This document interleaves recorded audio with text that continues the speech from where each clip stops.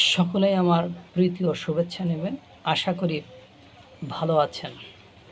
দেখেন, পাকিস্তান অহংকার করতে করতে পাকিস্তান এর বিদ্রোহী গোষ্ঠীরা পাকিস্তানকে কোথায় নিয়ে গিয়েছে।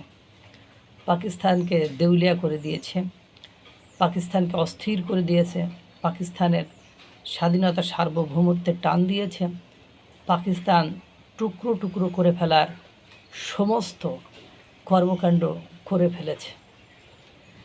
তেমনি দেখেন, আমরা বাংলাদেশের থেকে যারা যে সকল রাজনীতিবিদ বিভিন্ন সময় ভারতের সেন্সিটিভ অঞ্চল সেভেন সিস্টার্সকে বিচ্ছিন্ন করে দেওয়া, তাদের বিদ্রোহী গোষ্ঠীদেরকে মদত দিয়ে সেভেন সিস্টার্স ভারতের ভূখণ্ড থেকে আলাদা করে তাদের স্বাধীন রাষ্ট্র তৈরি করা, এই ধরনের স্বপ্ন বাংলাদেশে যারা দেখত, তাদের এই স্বপ্নে ইতোমধ্যে আপনার বালু পড়ে গিয়েছে।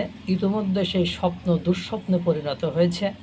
এখন আর এই স্বপ্ন, এখন আর কুলাউড়ার সেই খনিজ তুলে, ইউরেনিয়াম তুলে ভারত আক্রমণ করে ভারত দখল করার স্বপ্ন দেখে না।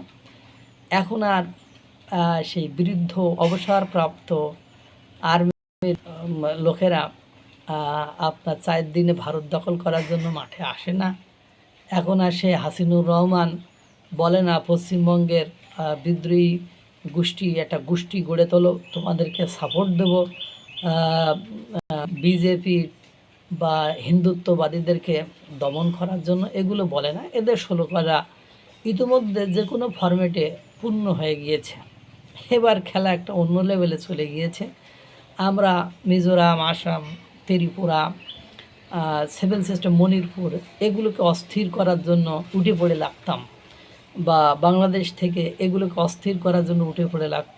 এখন এই ফাঁকে ঘটনা তো উল্টো দিকে বইতে শুরু করেছে, যে জম্মু কাশ্মীরে পাকিস্তান বিদ্রোহীরা, পাকিস্তানের সন্ত্রাসী জঙ্গি গোষ্ঠীরা জম্মু কাশ্মীর ভারতে অধ্যুষিত বা ভারতের ভূখণ্ডে, সেখানে অস্থিরতা সৃষ্টি করার জন্য, সেখানে নৈরাজ্য সৃষ্টি করার জন্য বারংবার চেষ্টা করে গিয়েছে। এখন ঘটনা হয়েছে, সেই জম্মু কাশ্মীর কিন্তু ঠিকই রয়েছে, সেখানে তারা কিছুই করতে পারে নাই। কিন্তু আজাদ কাশ্মীর এখন মাসের পর মাস ইন্টারনেট বন্ধ থাকে, খাদ্য সাপ্লাই বন্ধ থাকে, তারা এখন ভারতের সাথে যুক্ত হতে চায়। তারা সরকারের বিরুদ্ধে বিদ্রোহ ঘোষণা করেছে। সরকার তাদেরকে নির্বিচারে গুলি করে গণহত্যা, ধর্ষণ, নিপীড়ন, নির্যাতন চালাচ্ছে। কিন্তু জম্মু কাশ্মীর কিন্তু ঠিকই রয়েছে।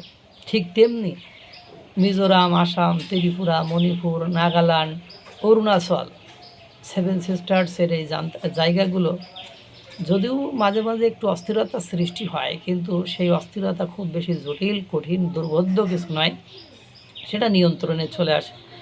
এখন বাংলাদেশের কেএনএফ সহ 3-4টি বিদ্রোহী গোষ্ঠী, যারা পার্বত্য চট্টগ্রাম, রাঙ্গামাটি, বান্দরবন, খাগড়াছড়ি এই অঞ্চলের আধিপত্য বিস্তার করে, এরা আরাকান আর্মির কাছ থেকে অস্ত্র কিনছেন। এবং আপনারা জানেন এই অঞ্চলে তারা ব্যাপক আধিপত্য বিস্তার করেছে। আপনারা কিছুদিন আগেও জানেন জঙ্গল সলিমপুরে কি ঘটনা ঘটেছিল।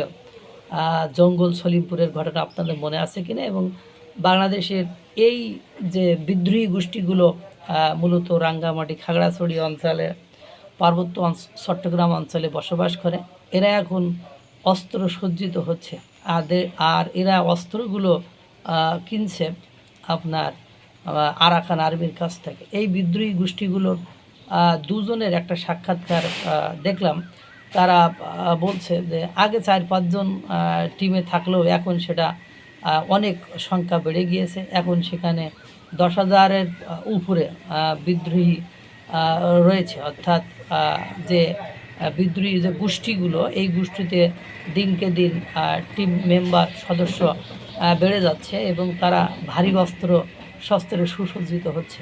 যেহেতু পাহাড়ি অঞ্চল, গহীন বন, প্রকৃতির সৌন্দর্যে আর লীলাভূমি, অস্থিরতা কিন্তু সেখানে বিরাজ করছে। কখন যে কি হয়ে যায়, কখন যে কে স্বাধীনতা সার্বভৌমত্ব দাবি করে বসে, এটা বলা যায় না। তো ওই যে বলছিলাম, কাউকে অস্থির করতে যে ভারতের 7 সিস্টার্সকে অস্থির করতে যে এখন বাংলাদেশের পার্বত্য চট্টগ্রাম, রাঙ্গামাটি, খাগড়াছড়ি, বান্দরবনের বিদ্রোহী গোষ্ঠীদের যে আয়োজন, যে অস্থিরতা দেখছে, তাতে করে আমাদেরই অস্তিত্ব সংকটের দিকে আমরা যাচ্ছি কিনা, স্বাধীনতা সার্বভৌমত্ব আমাদের বিপন্ন হয়ে যাচ্ছে কিনা, সেটা কিন্তু এখন ভাবিয়ে তুলছে। মহান সৃষ্টিকর্তা সকলকে ভালো রাখুক, সুস্থ রাখুক।